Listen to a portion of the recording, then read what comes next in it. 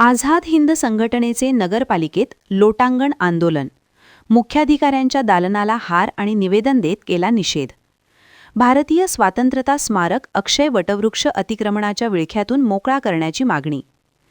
स्वातंत्र्यता चळवळीतील हुतात्म्यांच्या स्मृती तेवत ठेवण्यासाठी बुलढाण्याच्या जयस्तंभ चौकामध्ये 15 ऑगस्ट 1947 रोजी भारतीय स्वातंत्र्यता स्मारक अक्षय वटवृक्ष उभारण्यात आला होता.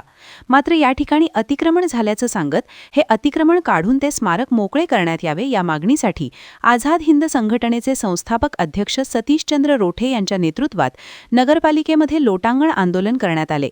मात्र निवेदन स्वीकारण्यासाठी मुख्याधिकारी उपस्थित नसल्याने त्यांच्या बंद असलेल्या दालनाला हार आणि निवेदन देत निषेध व्यक्त करण्यात आला. येत्या 48 तासात मागणी मंजूर न झाल्यास आझाद हिंद संघटनेच्या वतीने शहरात ठिकठिकाणी रास्ता रोको करण्याचा इशाराही यावेळी देण्यात आला आहे.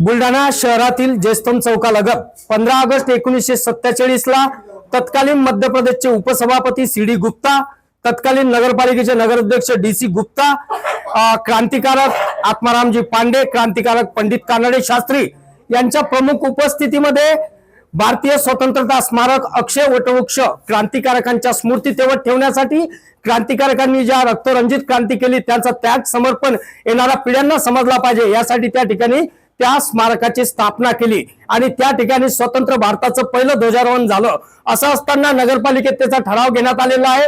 नगरपालिकेत ठराव घेऊन तिथल्या कामाची वर्क ऑर्डर काढलेली आहे, तिथं जाळी बसवण्याची वर्क ऑर्डर काढलेली आहे आणि ठराव घेऊन ते स्मारक सौंदर्यीकरण सुशोभीकरणासाठी आम्हाला आझाद हिंद संघटनेला आजच्या 15 वर्षापूर्वी देण्यात आलेलं आहे. असे असताना तिथे एक व्यापारी बोर्ड लावतो आणि म्हणतो की इथं कोणतंही स्मारक नाही आणि याची कुठेही नोंद नाही. असं असताना नगरपालिका प्रशासन मागील 3 दिवसापासून मुख गिळून गप्पा आहे. इथले ठराव पुस्तक गायब झाले का, इथल्या नोंदी गायब झाले का, की त्या व्यापाऱ्यांनी चोरल्या हा आमचा आरोप आहे. यावर 48 तासात नगर परिषद प्रशासनाने त्वरित कारवाई न केल्यास आम्ही बुलढाणा शहरामध्ये रस्ता रोको आंदोलन करू. हा इशारा आम्ही लोटांगण आंदोलनाच्या माध्यमातून आज आम्ही जिल्हा प्रशासनाला देत आहोत.